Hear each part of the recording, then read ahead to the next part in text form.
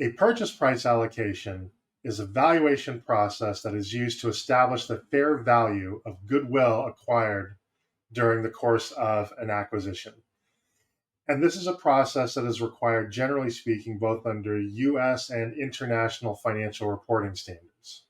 The result of the purchase price allocation is that an independent and objective assessment of the value of goodwill is going to be put on the balance sheet as part of the financial statement audit. Goodwill represents the value of the acquired company that cannot be easily linked to a specific asset. Now, in most cases, an acquisition is going to involve the acquisition of tangible assets such as real estate, equipment, office supplies, inventory, accounts receivable, things of that nature. It also will likely involve the acquisition of intangible assets, such as customer relationships, patents, copyrights, software code, customer data. Now, in many cases, if not most cases, there's going to be some amount of value that isn't easily captured by what are called identifiable assets, which are the ones that I just listed. That unidentified value is going to be captured in what accountants call goodwill.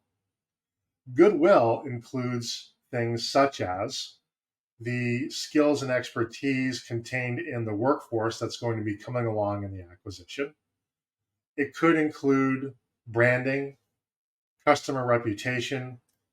For a smaller business, it could include the location of the business. Determining the fair value of goodwill is a fairly involved process. And the process involves, generally speaking, 2 steps. The first step is to determine what the actual purchase price of the company was.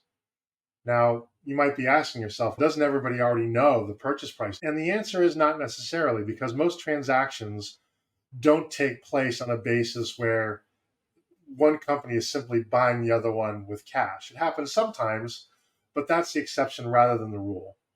Most acquisitions are what we call structured in some way. Many acquisitions involve payment or consideration, as lawyers would call it, in the form of stock of the buying company, or what we call contingent consideration or earnouts, meaning that additional compensation would be paid to the owners based on either their individual performance, the performance of the company subsequent to the acquisition. It might involve the assumption of debt on behalf of the shareholders of the selling company individually or of the company as a whole. And it may involve the assumption of other more esoteric liabilities such as deferred revenue. Once the purchase price itself is established, the next phase is then to establish the fair value of the goodwill. And this is accomplished with identifying the fair value of the tangible assets, such as real estate, equipment, machinery, inventory, and so forth, as I already mentioned.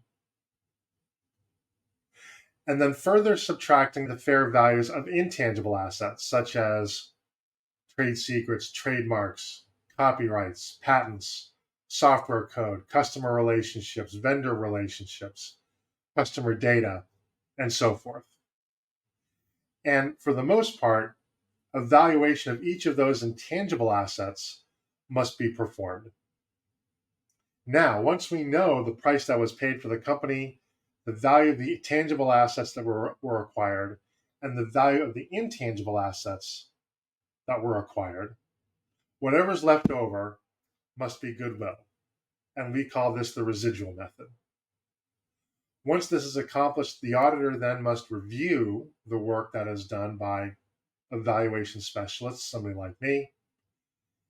And once they are satisfied that there is enough substantiation for the value of the goodwill, then the valuation will be accepted and the goodwill will be booked and ultimately reported on the acquiring company's balance sheet in their financial statements.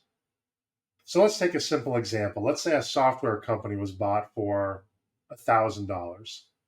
And let's say we've established that purchase price as $1,000, some combination of cash, earnouts, assumed debt, and maybe stock in the acquiring company. We then have to allocate that purchase price among tangible assets, identifiable intangible assets, and then the remainder is going to be goodwill. So if it's a software company, of that $1,000, maybe $100 is associated with tangible assets. Chances are they don't have any inventory. They have some equipment, and they very rarely have any kind of accounts receivable because most software companies now get paid up front. Then that company has, say, another $600 worth of intangible assets. For the sake of argument, let's say $200 is associated with software code, another $200 with customer data, and finally another $200 with copyrights and trademarks associated with the software. The remaining $300 is the residual, and we're not able to tie that to any particular asset, tangible, intangible, otherwise. And that $300 is going to be established as a goodwill. Once somebody like me has established that value, we then submit our work to the audit firm, where the audit firm then reviews our work as a third party. They, in effect, audit our work. And sometimes they will ask clarifying questions. They may have comments. Sometimes discussions will ensue regarding the appropriate treatment of one or more elements of the purchase price allocation process. That doesn't mean anybody's right or wrong. It just means that it's a healthy intellectual discussion. And finally, once the auditor ultimately accepts the valuation work product, the work product is then stored in the audit work file by the audit firm. And then when they issue their final financial statement audit, that value of goodwill of $300 will appear on the company's current balance sheet. So it's important to understand that while the ultimate number of $300 is important, just as important, or if not more, is conveying an understanding as to why the $300 should be relied upon by the auditor. And that gets to the core of what we do as business valuation experts, is we have to establish the credibility of our valuation analysis. And whereas providing the final number, of course, is the ultimate goal, the number is unlikely to be accepted unless there is sufficient documentation for the auditor to establish that the value that we concluded is both credible and reliable for purposes of a financial statement audit. In a purchase price allocation, there are three potential pitfalls. The first is that the valuation analyst that you select does not have sufficient experience to perform the work. The purchase price allocation is one of the most complex engagements that exists in the business valuation world. And beyond that, it is imperative that the valuation expert rely on valuation methodologies that are recognized in the audit community.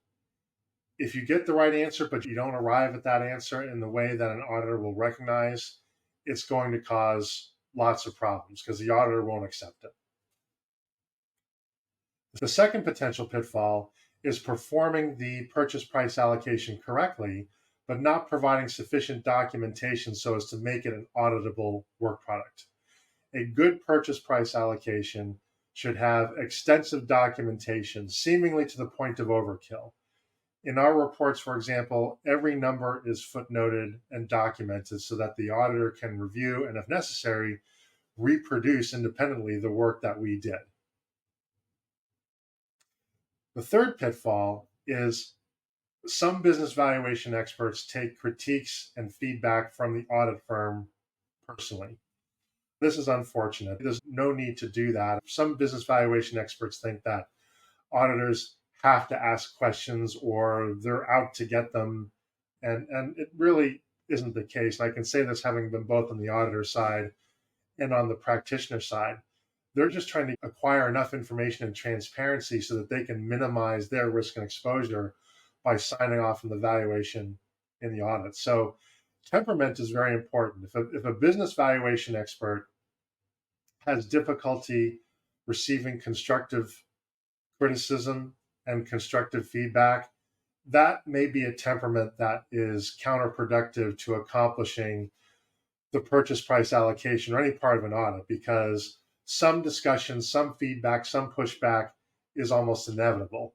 I've seen cases where auditors and business valuation experts get into arguments. They try to get the client to side with one or the other, and it makes the process unnecessarily confrontational, makes it more stressful for all parties involved, and usually makes it more expensive as well because the auditor is going to be charging for their review time on an hourly basis. It generally will not fall within the purview of the fixed fee. So these are the three pitfalls to consider when selecting your business valuation expert to perform your purchase price allocation. Thanks for watching this installment of Your Business Value. And if you received value from this video, please like and subscribe, and let me know in the comments what you would like me to cover next.